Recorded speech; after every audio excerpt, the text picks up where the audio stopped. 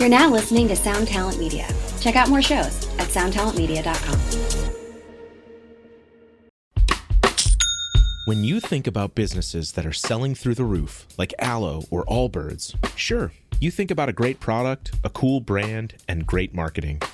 But an often overlooked secret is actually the businesses behind the business, making selling, and for shoppers, buying, simple. For millions of businesses, that business is Shopify. Nobody does online business better than Shopify. It's home of Shop Pay, the #1 checkout in the world. You can use it to boost conversions up to 50%, meaning way less carts going abandoned and way more sales going through to checkout. Sign up for your $1 per month trial period at shopify.com/income, all lowercase. Go to shopify.com/income to upgrade your selling today. That's shopify.com/income. I think you're on mute. Workday's starting to sound the same. I think you're on mute.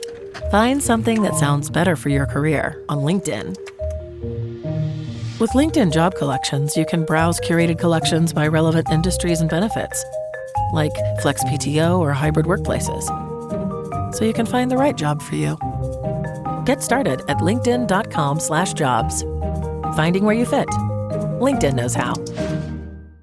Hello and welcome to another episode of the Tone Mob Podcast. Thank you so much for hanging out with me this week. I appreciate you as always. And speaking of podcasts, this week I am talking to my new buddy, Dillon Weldon.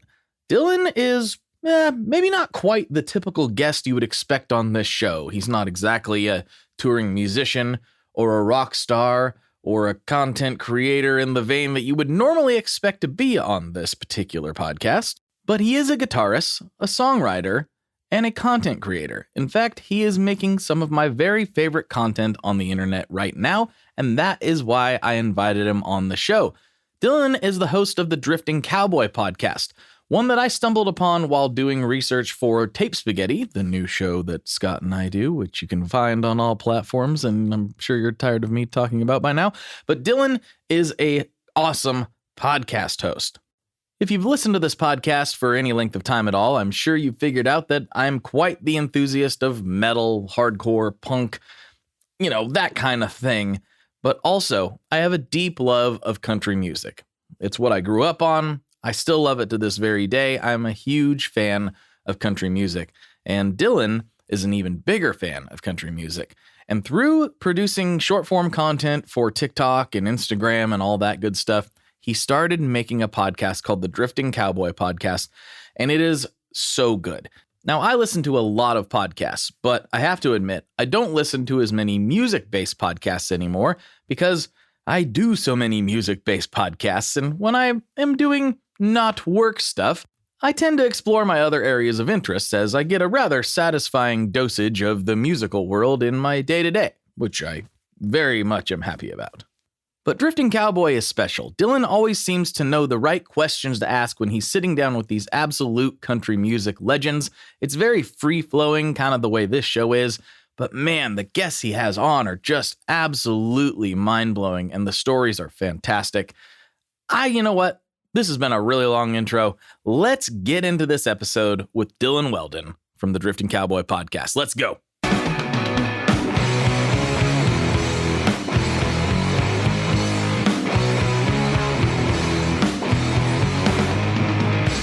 Hello, everybody. Welcome back to another episode of the Tone Mob Podcast. That's what this is? Yeah, it's a podcast. Show about guitar stuff, occasionally, sometimes.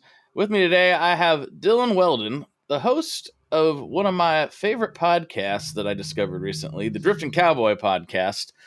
And, you do a lot of other things that I'm honestly not entirely familiar with. I've watched a lot of your content on the short form stuff, and but primarily I know you from the podcast, and that's why I wanted to get you on here, because I've been really enjoying it, and even cited it on another show that I do, and I just wanted to get to know you a little better and get to know your story. You're obviously a deep fan of country music, and I wanted to get the Dillon Weldon tale. What's going on? How did you get into doing all this? Well, first, I appreciate the kind words and you enjoying the podcast and whatnot. The tale. Well, I've loved country music my whole life. Had zero connections to the country music industry growing up. I grew up down in Southwest Louisiana. I just loved country music, thanks to my parents, who listened to country music. My mom, probably the biggest Hank Jr. fan you'll ever meet. Nice. Just riding around with my dad, listening to whatever was on the radio at the time in the 90s, Tracy Lawrence and stuff. First song I ever learned all the words to was Time Marches On, Bobby Braddock tune. Great song. But when I was 3 years old, I asked for a Sony Walkman and Johnny Paycheck's Greatest Hits cassette for either my birthday or Christmas. I don't remember, but I got it and I wore that thing out, and just always loved country music. And like most people who have a deep love for something, you want to know the origins, you want to know the stories behind things, and that's really how I got into it. And, reading liner notes and stuff of, okay, here's the guy who wrote that song. Well, what's his story? And of course we come from the generation of the internet came around. So, Google became a thing when I was a kid. You could look up these guys and really find out a lot more information about them. So, that's what I would do. I just thought I love country music, and I love the origins behind the artists and the songs. And so that's kind of how I got into it, I guess. So when you did the content, like the short form stuff come first, or when did the podcast start? Like how did this kind of evolve? Obviously the passion is palpable, but Well, a lot of people are passionate about stuff without necessarily telling anybody else about it. Well, I'll tell you something that I really hadn't ever talked about to anybody on a podcast or anything is back in high school, it was the age of YouTube and stuff coming up. And I come from a very, very, very small town out in the woods. And I never was big on sports, never really. I played t-ball and stuff. I was never a big sports guy. I did a little bit of rodeo, but not much. And so we didn't have a whole lot to do other than that where I was from. And we would watch these YouTube guys and stuff. And me and some of my friends decided one day that, hey, we ought to do this. This would be fun. So we would do nothing country music related. It was all just dumb stuff that doesn't exist anymore, by the way. So don't go look for it. It's been wiped from the internet. But we did that for fun. So content creation has been something I've been doing since I was a kid. And so it was around the time of COVID when TikTok really changed from, being a dancing app to being more of a content creation app than it is now. And a lot of people, transitioned into that during COVID. But that was about the time. Grady Smith, I have to credit him. Oh, man, he's great. He had put out a video that YouTube video that TikTok, country music was taking over TikTok. And he was basically talking about artists who were jumping on and gaining a lot of followers with their songs. And I've always loved songwriting. I've been songwriting since I was a kid. And I thought, well, maybe this is a chance for me to connect with some of these people and do some songwriting. That was my original intention. And so I got on there and kind of trial and error deal, but I'd be, reading Waylon's documentary or something or autobiography and come across a story and think, man, people need to know this story. It's not just readily available other than the book. And so I'd hop on and tell a story, and that really seemed to take off. And I really did it for a hobby for about 3 years, never made any money off of it or anything. I just loved doing it. It was fun connecting with people. And about 2.5 years ago is when it really just took off, which I never expected. And I was able to, make a full-time living doing it. Mm-hmm. Yeah, it's a weird world, right? I often, you run into new people and you have to answer the question. It's always like, well, what do you do? And for me, I've gotten used to it. I've been doing it for a while, but it's still a little bit weird to just be like, oh, I do a podcast and, try to explain it. And especially because I was trying to explain it back when people didn't know what a podcast was. And that was that was an awkward conversation. You know, people talk about guitars and music on the internet and people listen to it. I'm like, well, yeah, lots of people do. But like, what was that transition like for you? How did you know it was time? Oh, the transition was interesting. I'd been making those videos, but I was actually working in construction. And I had moved up to Montana, my wife and I, and we spent a little while up there working. I was working a project manager job. And then we ended up in Austin, Texas for about a year, Smithfield, just outside of Austin, and got a job offer in Houston, Texas. It was supposed to be a really good paying job. They were going to pay me more than I was making in Austin. And so we went over there and moved into a rent house, and we had just got over there, just got moved in, and I get a text like, hey, man, the job fell through over here in Houston. We don't have anything. And we had moved over there, and I'm like, oh, no, this isn't good. Luckily, I had some savings from Austin, so I was like, I'm going to take a couple months and just really think about what I want to do, because up to this point, nothing had ever really went exactly how I wanted it to go. And so I applied for some other construction-related stuff, project manager type jobs around Houston, and nothing was hitting really. And I got aggravated one day. I was by myself at the house and that we were renting, and I walked out on the porch.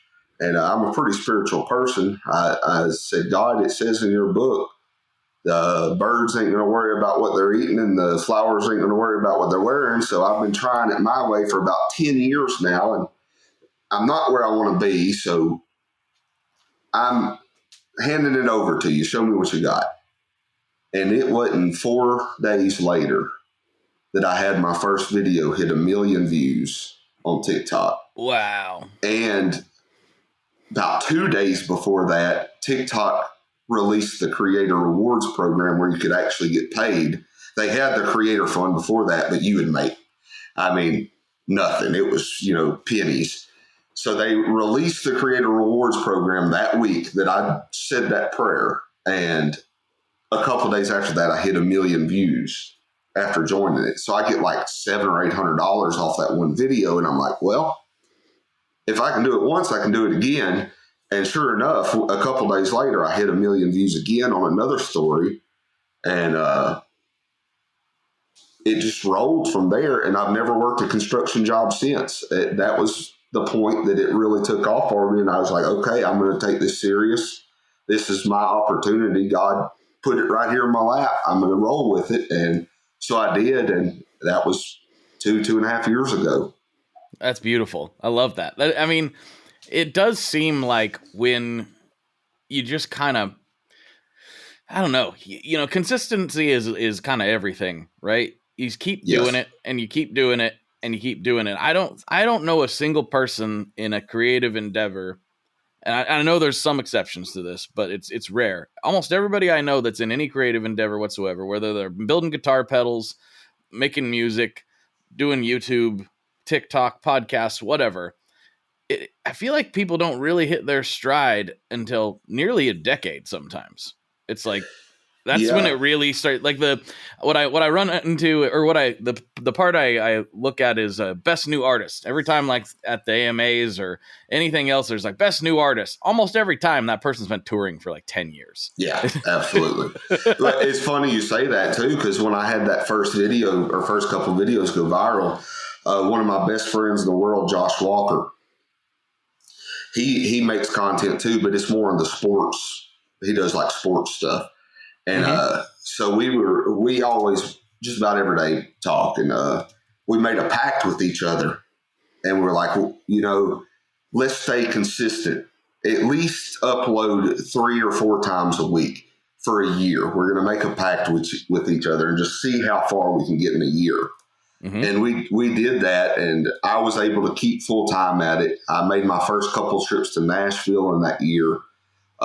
Went to the Ameripolitan Music Award. It was just an insane year by just staying consistent. And he has been able to make content creation his full-time job too. Just he just had one go crazy. He had like 12 million views on a video last week. So he's doing phenomenal. Yeah, he's doing incredible. And we're both, I was telling you about making those stupid YouTube videos back in high school. He was one of them that was there with me. And we used to sit and talk about like when Vine went away. I was never on Vine or anything, but I remember having a conversation with Josh when we were probably 18 years old. Like, man, the next Vine that comes around, the next app that starts to take off, we got to be there at the beginning. And we both did with TikTok.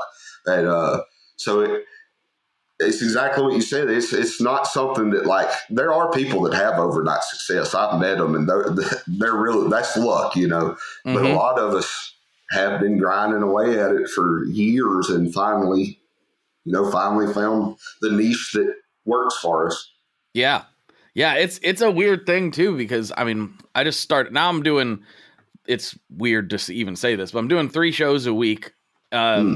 Not just this one, but I do one called Chasing Tone with my friend Brian Wampler and Richard Oliver. And then I do the new one with my business partner, Scott, called Tape Spaghetti.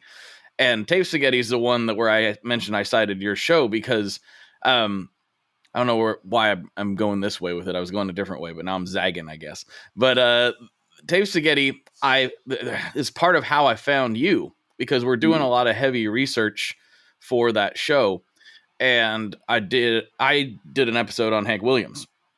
And so I had found that clip from your show with Gary Gentry talking about Hank Williams' ghost, but it was reposted from some other account. Like it was a random. Of course it was. Yeah, you know how that goes, right?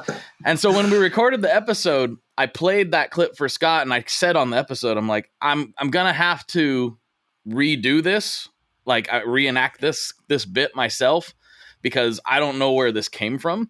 I know it's not from the account that I found it on. And then I don't know, maybe 3 days later, I found the original clip. And so I still did the reenactment because you and I weren't in contact yet. But I did mention, like, this is where it actually came from, and here's my bad reenactment of Gary Gentry's story. But that show, the reason I remember why I went there. That show is brand new. And to see the efforts of putting time in on these other podcasts for so many years, that show's already almost half as big as this one. Not that it's the biggest show in the world, but it's already half as big as this one. It's 9 episodes in. We're at like episode 460 something on this one. So it's the things compound on each other. If you can keep consistent, it leads to other opportunities. Absolutely. And congratulations on that. That's awesome. And I know how tough it is, especially I just started making money on my podcast like 2 weeks ago. There you go. Congrats, man. And it's just on YouTube, YouTube monetization, which is so hard to get, So hard. It's either 4,000 hours of listen time on long form in a year or 10 million shorts views in 3 months, which is insane. The closest I ever got on the shorts views was like 7.5 million in those 3 months. But thanks to Travis Tritt, I was able to cross that threshold on listening hours. Yeah. And so a couple of weeks ago, I got monetized. So I'm actually making money on the podcast now. Not a whole lot yet, but so I commend you on that. It's tough. It's not easy. And like me, I don't have any sponsors or anything. Never really have seeked any out. But congratulations on that, because I know it's not easy. Yeah, well, thank you, man. Yeah, the other 2 shows I do, kind of out of love of the game, I guess, because I just love doing podcasts and having conversations. But this one took quite a while to become something that was sustainable. There was little fits and spurts here and there, but I just felt like, for whatever reason, if I kept going, that it was going to work out, and it's been going for a while now. So I guess I'm going to keep on the grind. But when did you actually start the podcast? When did you start the Drifting Cow? Because that's my favorite thing. I mean, you do great content, but I think you're good at interviews. And I know that's not the only thing you've done, because I've listened to your solo ones too. But yeah, did you find you had a knack for that right away, or how did you develop that? Man, it was really an accident. I thought, a lot of people were asking for more detailed stories in country music. And so I did like 5 or 6 episodes of solo, but that was hard work, man. It was like writing a 12-page essay, and reading it back to do those deep dives in history. So I did 5 or 6 episodes of that, and I called that quits. I was like, it took entirely too much of my time to do that. It was, on top of the other content I was making and traveling and stuff, it just wasn't sustainable. So I was like, I'm going to keep the podcast, but I want to use it to interview legendary songwriters. That was really my main goal, and singers. I didn't want to be consistent with it. I didn't want to make any money with it. It was just a passion project. I wanted to get people like Gary and Bobby Braddock, and Dale Watson was the first one I had on. Guys like that who I just wanted their stories to be documented. And but then just the craziest thing happened. I didn't realize that people like Travis Tritt were listening to it. And so Travis, he likes everything I do on Instagram, just about it. And he has for a long time, as long as I've been on Instagram, just about it. And so he reached out to me. I actually went to, I had his son on, Tristan, who's a friend, and he called me after I had him on. It was like, Dad's jealous because he wanted to come on first. And, Nice. So I went to, after one of those award shows, I was down at a local bar here in Nashville, and I was actually waiting on my friend Grayson to show up. And I heard somebody say, "Oh my God, look at who it is," from behind me. And I turned around, and it was Travis Tritt saying that, and he was pointing at me. And he comes up and wraps me up in a bear hug and grabbed me by the shoulders and said, "Please, please, please come to my house and have me on your podcast."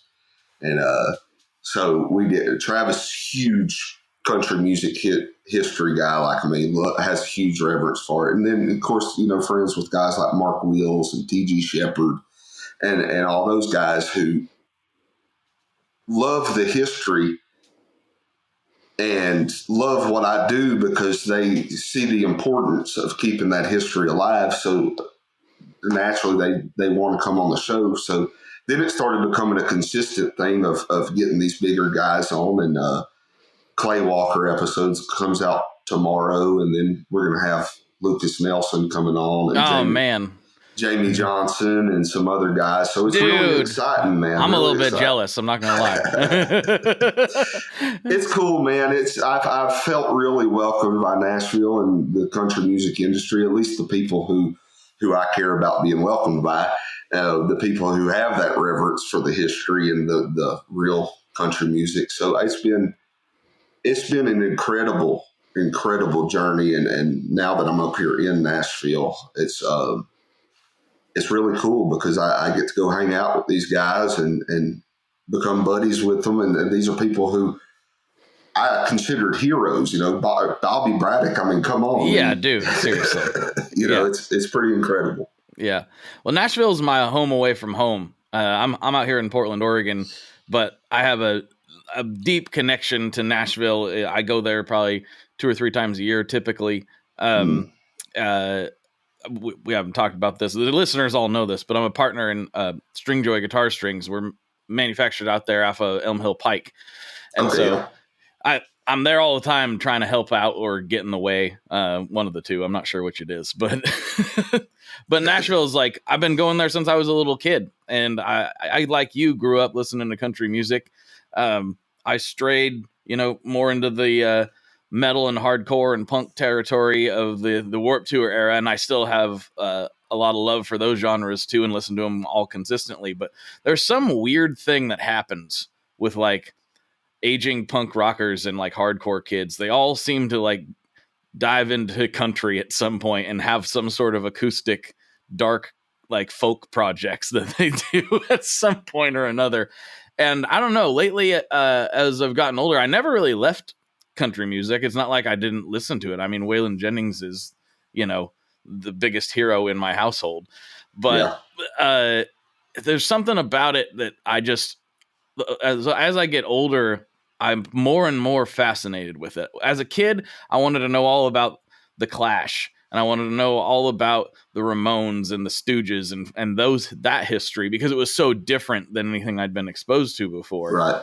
And now as I get older, I mean, I don't know how many times I've listened to Cocaine and Rhinestones, and I don't know, like I'm binging your podcast right now, and I just, there's something really fascinating to me about country music's legacy and how it goes in these, it never goes away, but it goes in these waves. And when it resonates with people, and I think we're in one of those peaks right now, it really seems to resonate with a lot of people. And I just feel like it's something about that punk and country kind of have in common. It's about, more common people talking about common people things, or something like that. Or it's a message that just resonates with more people, or because there's an honesty to it, I think. Yeah, and it's such a rich history, and I think that's, shocking to a lot of people who maybe didn't grow up in country music like I do. And that was one thing that really surprised me when I got started. The first video I ever had get 1 million views was talking about Hank Jr. falling off of a mountain. Yeah. Which in my mind, I thought everybody knew that already, because I grew up in it. But a lot of young fans, or young people who are now fans of country music, are just discovering those stories for the first time. It is such a crazy, rich history that country music has, because we had some crazy characters, Waylon and Johnny Paycheck and Loretta Lynn, all these people who has such interest in histories, and had to go through a lot of hurdles, really. Tammy Wynette. I mean, oh, geez, yes. It's such a great history, and not saying that any other genres don't have that. I just honestly don't know. I'm country music people. I went to a gathering a couple of days ago, and we was sitting around a fire, and I didn't really know the people, but a guy that was sitting across from me, he pointed at my hat and said, "Is that a Weezer hat?" I had no idea what Weezer was. I still don't. That was just a couple of days ago, but I was like, no, it's Waylon Jennings. And another guy that was sitting by the fire was like, man, Waylon's going to come down from heaven and smack you across the face for thinking that was Weezer. Well, Weezer has adopted a logo that's really similar now. Yeah. I mean, Weezer's a great band. I grew up loving Weezer. Green and Blue albums are fantastic. Well, Pinkerton's great too, but that is funny to me as a country music fan. I'm like, no, that's a Waylon Jennings. I mean, I have not that color, but I have the same hat. So, Yeah. No, I'd never heard of them, which I primarily have always listened to country music. I mean, I like some rock and Southern rock, of course, Marshall Tucker Band and Skinner and all those guys, the Eagles. But outside of that, I like punk and all that. I've never really gotten into. So when he said that, I was oblivious. I had no idea who Weezer was. It's funny. It's really funny. Like, so on the other podcast I just did, it's not out yet. It won't be for a little while. I did an episode on Chris Christopherson. So what we do on it's called Tape Spaghetti. What we do is every week, we go alternate. So 1 week I'll take the subject and I'll explain, the story as I understand it to Scott. And then the next week he'll do the same for me. And it's, me being a bigger country music guy than he is, which is ironic since he's lived in Nashville for almost 20 years. He made a joke last time after I did the Christopherson episode. He was like, all right, and this is another episode where Blake Portland-splains Nashville to Scott, which is it is a little ironic when I think about it. I'm like, this is very backwards from probably how most people expect it, but I'm just a little more of a hillbilly than he is, I guess. Yeah, I might have to check that out. Yeah. Christopherson I made a video one time saying, you ever wonder who the most interesting man in country music was? And then I explained, Christopherson's life, because he was. I think you'd be hard pressed to find anyone who had more interesting of a life than Chris Christopherson did. I mean, oh man, and what a stud, Right? Like, seriously, he's like Mr. Steal Your Girl over there. Like you don't want to be competing with Chris. That guy is I knew a lot of that going into it, but in doing the research, I'm like, man, this dude landed a helicopter in Johnny Cash's yard just to get his attention.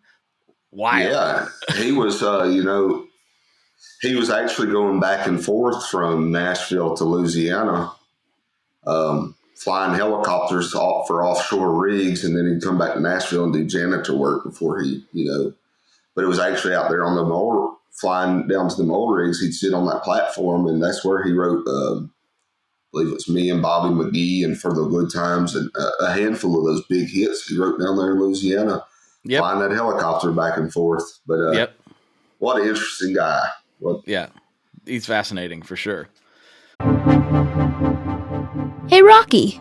What's up, Vincent? Did you hear about the latest? Latest what? The latest drop from Maris. It's totally insane. No, tell me more. Maris just released Enzo X. What's that? Enzo X is a supernova expansion from the original Enzo into the highest quality and most flexible studio synthesizer ever created in a pedal format. Whoa!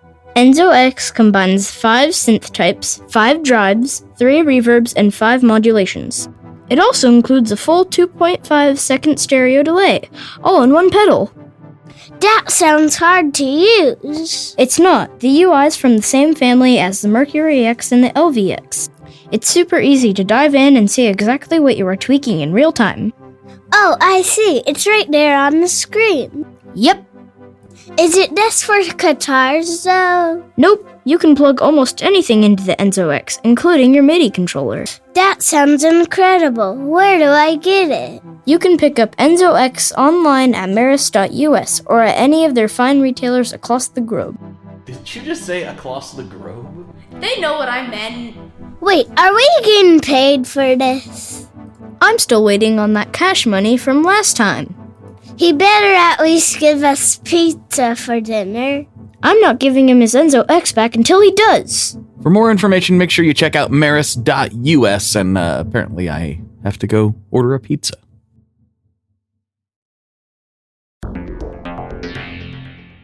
How exactly do artists get their music on Spotify, Apple Music, Deezer, Tidal, all these services? How in the world do you get your music there? Well, in the past, you had to use something called a record label. But these days, you can use DistroKid. DistroKid is the absolute easiest way to get your music up on streaming services. And it's the most affordable way to do so. Not only do plans start at $22.99 for the entire year, that's less than $2 a month, DistroKid also does not take a cut of your streaming revenue, unlike some other services out there. Even better if you sign up by going to tonemob.com/distrokid. That's tonemob.com/distrokid. One more time, that's tonemob.com/distrokid. You'll get 30% off. That's right, 30% off their already extremely reasonable prices. So go to tonemob.com/distrokid and get your music out there. We are brought to you today by Sweetwater, specifically the Gear Exchange. You may have heard about this. This is a place where you can go to buy and sell your used gear. Maybe you got a pedal over there that's just kind of collecting dust. Maybe there's something you've been eyeing from the Sweetwater catalog. Well, right now is a great time to turn that unused gear into something you're actually going to use. Even better, if you sell on the Gear Exchange, you can keep 100% of the sale as long as you choose a Sweetwater gift card as your payout method. That is not too shabby because, let's be honest, most of this buying and selling we do is just to fund new gear purchases, and that is a great way to reach a wide variety of customers and keep 100% in your pocket, or rather on your pedal board. So go check out the Sweetwater Gear Exchange and turn that unused gear into something that's actually going to help you write that next huge riff. So when you started getting to interview, how did you even get in touch with, I get this question a lot on my side, I'm just curious if it goes the same for you. How did you get in touch with some of these legendary songwriters? Obviously, when you have Travis Tritt, calling you out and clapping you on the back, that helps open a lot of doors for you after that. But prior to that, he had to be a fan of your work already. So how did you get these people to sit down with you in the first place? Really hadn't reached out to many people. So with Dale was the first one, and I did ask him to come on, but they had already invited me to go to the awards show. So I was like, naturally, let's just do a podcast and we can talk about it. So I went to his house and did that. For like Gary, I had done a stupid skit. It's probably still up on TikTok. I don't think I took it down or anything, but Gary wrote the one I loved back then, the Corvette song by George Jones. And I've always thought that was such a weird interaction in that song. I've always thought it was funny because here you are, you go into a gas station and the attendant is like, boy, I really like what you got out there. I want to take it for a ride. And he's talking about your old lady, you know? I'm like, so I like reenacted that scenario for this skit. And Gary got a kick out of it and messaged me on Facebook one night and was like, man, that was great. Thank you for doing it. And I think he said, next time you're in Nashville, let me know. We'll go out for breakfast or something. So we did that. And me and him had become best friends. I mean, I talked to Gary, call him Paw Gary, talk to him every day, see him about every week. And so he's become one of my good friends. And of course it was through him because he wrote The Ride in 1959, and, a string of really big hits. And, he come up at the same time. Well, Bobby was a little before him, but him and Bobby Braddock worked for Billy Sherrill. Right. So he knew Bobby, and he told Bobby that he should come on with me. And so Bobby came on, and he knew Dickie Lee and guys like that. So Gary, it's through meeting people like that you meet, 5 other people, and it just kind of branches out. So that's kind of been the case. Like with Randy Travis, they had reached out to me to go to the Opry with them for the announcement of his movie. And so while I was back there, I was just like, hey, Randy, you should come on the podcast sometime. And then a week later, we're doing the podcast. Oh, man. So it's been stuff like that. And now people in Nashville, just know me. So I get emails like, hey, you should have this person or this person on the podcast. So it's just kind of grown like that. It never was anything that I was just like sending out 100 emails and hoping for a response. It just kind of happened, Yeah, I kind of have a mix of both at this point, because there's people that I want on that don't have any idea who I am, like you. And then there's, sometimes I'm astonished at the things that come in the inbox. I'm like, oh, yeah. Okay. All right. And I feel a little bit bad because I want to give everybody the time of day, and this is a good thing, but it's just like, I can't get back to all of it at this point. It's not physically possible. And it feels, it's unlike me to try to leave anybody that's reaching out on, like leave them just hanging out in the universe. I really hate doing that, but I've had to realize like I physically cannot answer all this anymore. I'm gonna be going crazy. I don't have an assistant or a PR person, working with me at this point. So unfortunately, a lot of those reach outs, I can't quite get back to like I used to. But you're right. Like it is like these things build on each other, and it's like, oh yeah, then you meet this person and then they introduce you to this person. And then you realize that the music world isn't as big as it looks like. Yeah. It's very small. Mm-hmm. Yep, it's small and everybody knows everybody to some degree. And if you're not cool, everybody's going to know about it at some point. Yeah. Yeah. And you have to be careful too with that, who you associate. I've had some problems recently of some people. I'm not going to name any names, but some people I got involved with. And I find that when, and a songwriter told me this. Who was it that told me? I can't remember who it was now, but a songwriter told me, once you start getting success, that's when you're going to find out who your friends are and who your enemies are. And that's the truth. After I had Travis on, a lot of people started wanting to come on that and the podcast. It's only been a month and a half ago or something, but the podcast has really taken off. And some people I was associated with I'm no longer associated with those people because it went sour, and it's unfortunate, but it happens, and you got to kind of watch who you associate with in the business, because it's still a little bit cutthroat. Most of the people I'm around are the nicest people you'd ever want to meet and very kind, but there's still some cutthroat aspects to the business, no doubt. Oh yeah, for sure. Well, it's because it's one of those things, right, where it's a supply and demand situation. Everybody kind of wants to be involved. I don't mean literally everybody, but there's way more people that want to be involved than there are positions available.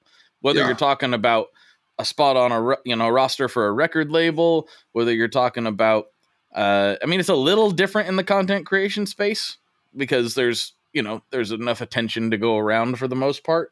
But in the music business, there's only so many resources, and those resources are shrinking. Yeah. And so I understand people getting very competitive and whatnot, but at the same time, the number one piece of advice I've ever heard from anybody that's had any kind of career in any part of the music industry, genre aside, is you got to be cool. You got to be easy to work with. You got to be a good hang. And that's like half the battle, because you don't want to be stuck on a tour bus with somebody you hate, even if they're the best guitarist on the planet. Like, well, I can find the second best guitarist on the planet and it'll be fine. And he's cool. Yeah. Well, another thing that is hard to battle in the country music industry that I've learned, they say at any given point in time, the country music industry and Nashville is 10 years behind everyone else. Mm-hmm. And you see that in the music too, like what's going on in pop. You just look at what's going on in pop now. That's what country music's going to be trying to do in 10 years. That's just how it is. Mm-hmm. And I found, like, with a lot of these folks, higher up type people in Nashville, they don't really understand the significance and the importance of social media just yet. They're starting to, and some of them who do get it are the ones who are really getting a leg up on everybody else. But I think a lot of the older folks in the industry here still have to recognize, the importance of social media for their artists and for their businesses as a whole. It's kind of astonishing to me. I was at a chat last year in Nashville, actually. And one of the guys from, I believe it was Warner Music, was talking about how country was the number one fastest growing genre according to streaming at that point. And that's probably still true. Yeah. But he said the bulk of the streams were coming from three artists. Taylor Swift, which, you could make an argument is only country sometimes, depending on what era you're talking about. Yeah. Jelly Roll and Zach Bryan, I believe, were the three. And I'm like, if you can't understand the significance of social media in growing an artist without looking at Zach Bryan's career, I'm like, you're really not paying attention. That guy's whole stadium filling career is built off the back of social media and the internet. I had his bass player on here actually, I think it was the last episode, actually. And he, he's talking about he's playing his first show ever, never played live before, as far as I'm aware, at the Fillmore, which is like a 2,000 cap venue, completely sold out, and there's people standing outside, and now that's his first show he's ever played. Most people's first show is like, please pay attention to me at the coffee house, type of thing. So if they're not understanding that yet, they really need to. I don't know. That seems odd to me in 2025. Yeah, I think it's getting there. I think a lot of them are realizing that. It's kind of a double-edged sword, though, the whole social media thing for artists, though, because there are artists out there who don't have massive followings that are, a lot better than some of those that have 5 million followers, So I feel for those artists who struggle with it and have a hard time, getting views and stuff, because it probably does take a little bit away from the art side of creating music. I couldn't imagine Christofferson who we were just talking about, having to, get on TikTok to promote me and Bobby McGee. Right. So it's a weird time. It is a weird time for artists, but also the good side of that is like a Zach Bryan, Zach Top, these people who really took off on, so Tyler Childers, who took off on YouTube. A lot of people owe a lot to social media. So there's good and bad, but I mean, that's everything in the world. It's all about how you use it. 100%. And I have talked to artists too that they're like, I got in this to create and make songs and express myself that way. I don't want to tell people what I'm eating for breakfast, Yeah. And I totally understand that as well, because I built, what I've built off of social media as well. And I'm not into making content for I like doing this. This is what I like to do. And if I could get away with only doing this, I 100% would. So I'm not faulting any artist who doesn't feel like making short form. And it's not a knock on short form. People make what they want to make, right? It's just, I get it. I understand. But at the same time, I go back to me, in construction. I was a heavy equipment mechanic for a long time, and just the other jobs I had. And every time I feel burnt out on social media or making content in general, which does happen from time to time, I think back to myself in those jobs and how badly I wanted to do this job instead. Yeah. And like, man, I'd be so mad at current me if old me heard me complaining about this. I'd be like, shut up. I would throw a wrench. I would throw a wrench at me. That's exactly it. I had that conversation a couple days ago with a friend who asked me if they're like, man, do you ever burn out on just trying to come up with content and stuff? I'm like, no, not at all. I swung a hammer for over 10 years. No, sometimes I actually find myself getting less aggravated these days than I used to. Because I would let stuff get to me, negative comments and things. And now I just like, whatever. But no, I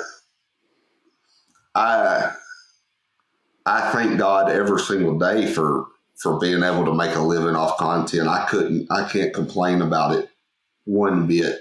It's changed my life for the better. I get to make a career in something I'm passionate about, country music, something I love. I get to hang out. Just a few nights ago, I was hanging out with Jamie Johnson and Jake Worthington. I mean, oh man, how fun is that? And Randy Hauser, and so it's like I get to hang out with guys who I just like. Jamie's one of my heroes. Jake Worthington, I have such a deep respect for that guy. And Randy Hauser, Anything Goes. When Everything's Gone is, I think, one of the greatest country songs ever. He belts it. But just to get to be in those places, for me, it's been happening so fast that every now and then I just got to take some time and sit and really just process what's going on, because you get in the mix of it and it's easy to get lost in it. But I think you have to take time to reflect, like you said, like, man, I was turning a wrench or I was swinging a hammer just a few years ago, just dreaming, singing, I'm going to be somebody someday. Right. Travis Tritt. And just a few weeks ago, I was at Travis's house and he was showing me his gun collection. It's like, I'm blessed. I can't complain one bit about any of it. No. And I think it is because I think it's both. For people outside looking in, I think in my experience, it's both better than you think it is and harder than you think it is as well. Yeah. It's both of those things at the same time, because it is a lot more work than it looks like it is. And if you're doing it well, it probably shouldn't. It should kind of be effortless, like a musical performance. If you're doing a good job, you probably look like you're relaxed, you're having a good time, but it's all about reps. You just got to keep doing it and keep doing it. Like my old stuff's not as good as the new stuff for the most part. It's just what it is. Well, that's good to see though. Like I like to go back and look at videos I was making 4 years ago and just look at how far I've gone, because it's so long, it's a whole different world. But like T.G. Shepard told me one day a while back, he's like, Dillon, you must be like one of the hardest working guys in Nashville, because him and Kelly had come and Kelly had come on the podcast, and I'd had T.G. and Peyton before. And I was like, I guess I do work hard. From the outside looking in, it's like, Dillon's, I'm always like, it's nothing for me to be, in a whole different state this weekend, and I don't even know about it today. Just somebody calls me tomorrow like, hey, come over to Cletus T. Judd's house in West Virginia this weekend, and we're going to do a podcast, and I drive over there. But to me, it's not work at all. It's fun. Like, I enjoy it so much that it's not hard work for me. But from the outside looking in, people, I guess, man, that guy's, he's all the time doing something. But to me, it's just an adventure, really. Well, because it's exciting. Because you swinging hammers 10 years ago, you're like, I'm gonna go to Travis Tritt's house. I'm gonna go to Cletus T. I'm gonna do what? I'm gonna go hang out with Jamie Johnson. Like, that's not a job, Yeah, exactly. I joke with my wife because I go out to these places and I get back and she's like, well, did you have fun? I was like, nah, I was working. That's right.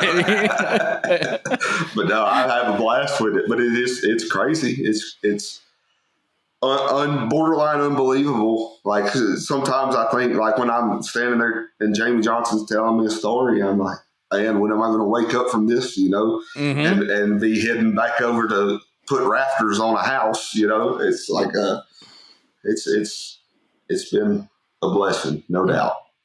Well, and for me, I'm guessing you probably feel similarly. There's a small part, and I think a lot of music, I mean, I'm not going to name names because it was a little bit of a, third-hand comment, so I'm not 100% sure of the accuracy, but there's a very large artist that everybody knows across genres. Was talking to somebody I know, and they said, yeah, I still wonder if this is all just going to go away. And this person's a multi-gazillionaire. They still have that fear. And so once in a while that creeps in, and I'm like, man, what if this doesn't work anymore? But I think I sleep a little bit easier knowing, like, well, I made a living fixing cars in the past. I guess I can always fix cars again. So it's not really that bad. It's at the end of the day. But it's probably an unfounded fear. It's just a weird bit of imposter syndrome I think we all might experience from time to time. Yeah, I think it's everybody. I mean, we're at the end of the day, we're all human beings. And I was with, it's funny, it might be the same person he was talking about, but I was at a party and with Post Malone one night. And it was me and Post, and my buddy Grayson was sitting at a table like 3 o'clock in the morning. Everybody else had left, and he looked kind of down, and it's like, what's wrong? And he's like, man, I'm kind of nervous about this performance I got to do tomorrow at the CMA. And I'm like, dude, you're one of the biggest stars in the world. What are you nervous about? But we're all, at the end of the day, we're all human, and they talk about a humble, nice guy. Austin Post is a big country music fan, knows his country music history front and back. I got a lot of respect for that guy. But yeah, he was worried about his performance at the CMA, and I'm like, we're all just human beings. Mm-hmm. It sounds probably kind of weird to maybe some of the listeners of this show, but he's one of the number one people I want to sit down and talk guitars with. Yeah. I feel like he doesn't ever, I know he's into it. Like, I can tell just by the things he plays, and I've seen him in different, clips and stuff, going into stores and looking at stuff. And I'm like, that guy likes guitars. He likes them. Like, I'm pretty sure. Maybe he's not like getting down to the deep nerd level that I do, but I can tell that guy's a fan of guitars. Not just like some people are guitar players and they have their guitar and they that's their thing. And some of us, like most of the people who listen to this podcast, are big old geeks about it. And, we're going to get down to, what wires on the pickups and like, what's going on here? What's this cable doing? We're going to dissect every little aspect. I don't know if he quite gets down to that level, but I can tell he's a big fan of the instrument.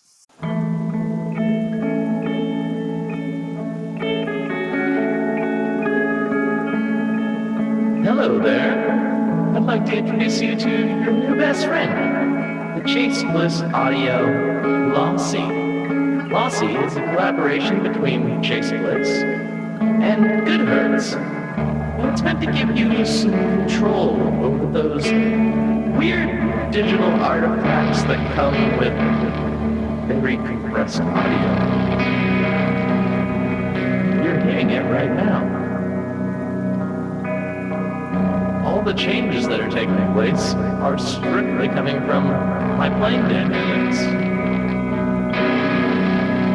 I'm just interacting with the pedal and letting it do its thing.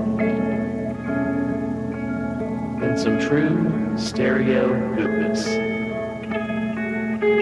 If you'd like some more details about lossing, I'd invite you to head over to chaseblitzaudio.com. I think you're gonna like what you find.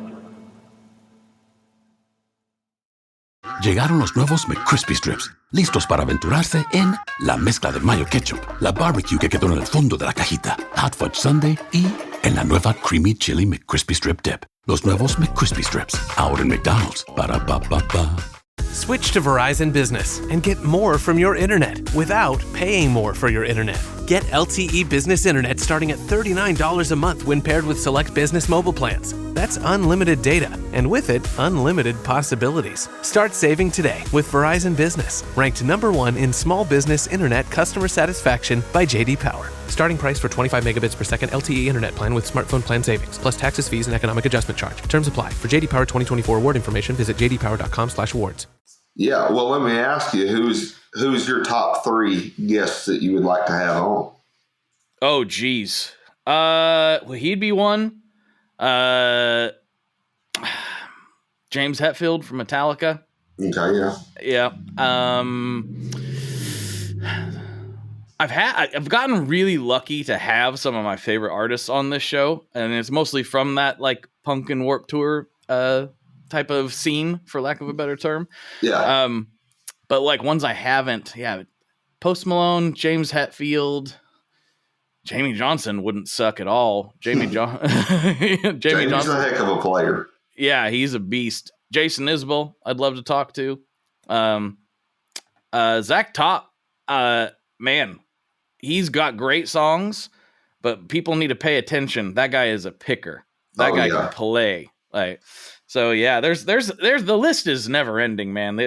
I could probably spout off a million names that I'd really love to have on here. And so not all of them are huge. You know, some of them are more like maybe mid-level people that I just absolutely love. So and I don't mean mid-level as a dish. It's just like you kind of categorize that way as far as audience size goes. Right. Some of my favorite artists aren't necessarily the biggest artists in the world.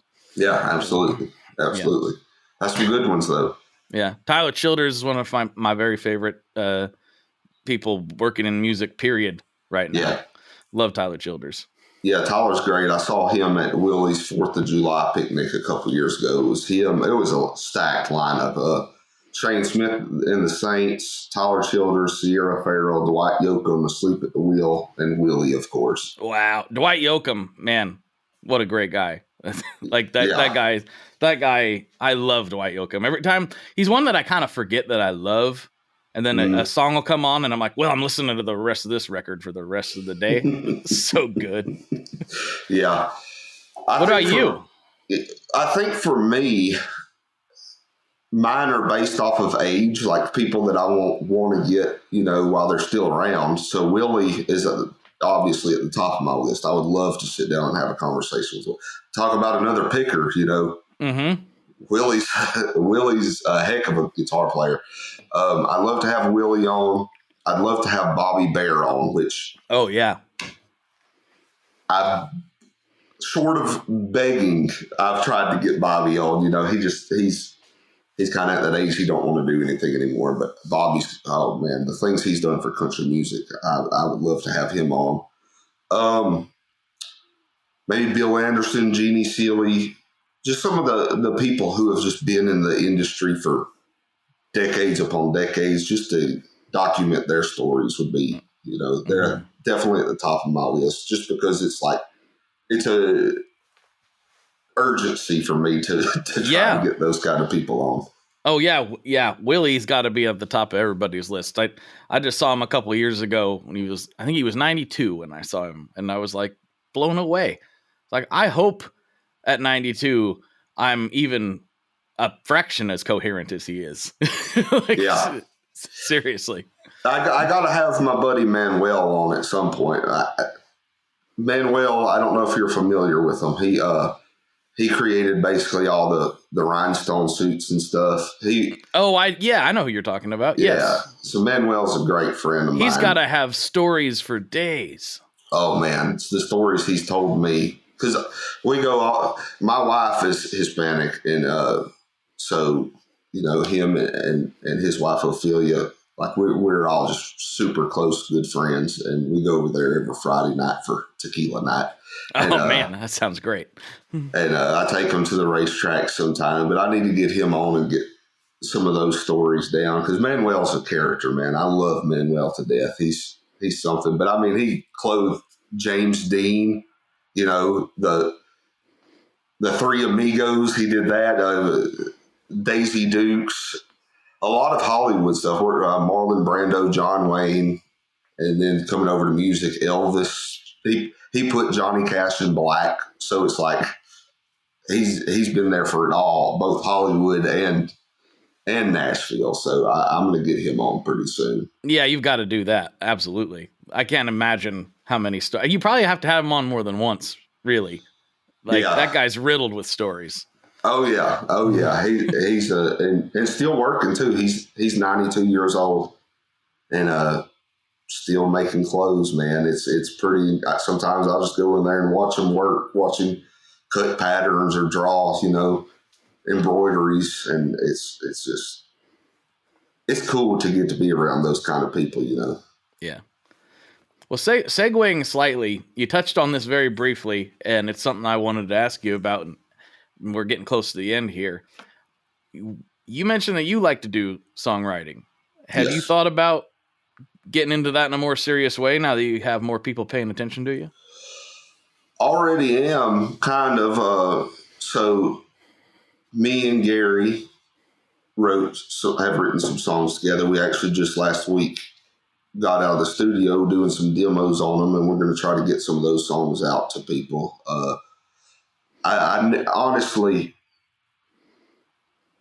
it kind of, my idea of getting into social media to expand my songwriting was kind of, I shot myself in the foot, because now I do so much social media and podcasts and stuff that I don't get to write as much as I want to. Sounds familiar. When I do get to write, though, I'm getting to write with guys like Gary and stuff. So it's just to have a demo out there right now that has my name and Gary Gentry's name on it. I mean, I could never write another song again, and I'm happy, because that man wrote the ride, Yeah. So I'm happy with it. But I think, to answer your question, I think I need to just block days off in my week of just songwriting days and sit and write songs and go with, Roger Murrah or Gary or some of these guys and sit down and write with them and learn from them. And I'd like to have some cuts from some big artists one day. So I definitely want to put some time aside for that. But right now, with everything going like it is, I've been really focusing on the podcast and stuff. But pretty soon I'll be writing a lot more. Yeah. Well, and because this is the type of show it is, I'd be remiss if I didn't ask you about your guitars. Man, I've had a lot of guitars over the years. Mm-hmm. I'm bad about trading guitars. Okay. And guns. So the coolest guitar I ever owned was a 68 Humminbird. Oh, man. Yeah. And I bought it from old Cajun man down in South Louisiana where I live. And he didn't really know what he had, but he had a friend who was in a Zydeco band who had passed away and left him this guitar. And he just threw it in his attic, man, down in South Louisiana in the heat. And so it had some issues. But I was able to kind of do what I could and get it back in playing condition. And then I was too scared to play it. So I'm like, man, this thing is a classic. And so I had it sitting on a rack. And I'm not a collector. I don't like something to sit there and not be used. So I ended up trading it for 2 more guitars. I traded it for a Stratocaster, a Telecaster, 2 guns, and $500 cash. Like wow. This guy wanted this guitar bad. Yeah, he did. And so I've done a lot of guitar trading like that. But I have a Taylor that I bought when I was 18 years old. It's the first guitar that I bought with my own money that I'd saved up. I paid like $1,000 for it, used. And I'll never get rid of that guitar. I've just had it for so long and written a lot of songs on it. So that's my guitar. I have another guitar that I bought just a few weeks ago for $100, and it's a little Jasmine that I bought from a pawn shop just so I could have my podcast guest sign it. I don't even ever intend to tune the thing. Yeah. But it's got a few signatures on it now. Ray Wally Hubbard and Cletus T. Judd and Clay Walker have signed it so far. So I'm going to have to go back and get all my previous guests to sign it. But I just bought that for a wall hanger. I didn't want to buy some, I don't see the point in getting an expensive guitar signed because why would you? It's just going to be a wall hanger. So I went and bought a little cheap guitar. But that's the only 2 guitars I have right now. All the other ones I've traded for guns and then I trade the guns for other guns or other guitars. So it's like a never-ending cycle for me. Well, when I was a lot younger, I got real into collecting firearms for a very short time, like for a couple of years. But I got really into it, and then the music. I was never not into music, but then the music gear bug bit and took all of the funds. So I switched out for pedals. So I got too many pedals. That case back there is full of them. This toolbox is full of them. It's ridiculous. It's honestly ridiculous. But yeah, whatever. I made a career out of it. I've owned electric guitars briefly, but I'm not a lead player by any means. I can play a little bit of lead, but I'm not one of those guys like my buddy Cody. I can play him a song that I wrote yesterday, and by the time I get to a break, he's already figured out, a little. He can pick out, a lead for it. I'm not that. I wish I was. I wish I could do that. I wish I could improvise, but I can't. It doesn't click in my mind. I'm great with rhythm, but I'm not a lead player by any means. I'm not great with any of it. I just am obsessed with it. So I'm a pretty mediocre guitarist for how much time I put into guitar. But whatever, it's fine. It makes me happy, and that's what matters at the end of the day. I enjoy the big chuggy riffs. So hence the wanting to get James Hetfield on, I guess. But well, with that in mind, we're approaching the end here. And before I ask you the 2 classic questions, one of which you might not have an answer for based on your response to that last question. But before I ask you those questions, I like to give the guests a chance to, take the stage. You're talking to a few thousand people right now. You can shout out anybody you want to shout out, plug anything you want to plug, say anything you want to say. The floor is yours. Oh, man.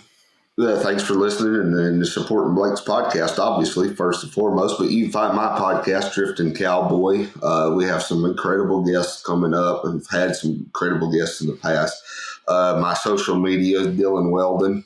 Anywhere you do social media, you can pretty much find me there doing short form on country music history. And I would like to give a shout out to my buddy Dylan Holiday, who also does great country music history content. Taylor Slade, who does as well. They both help me.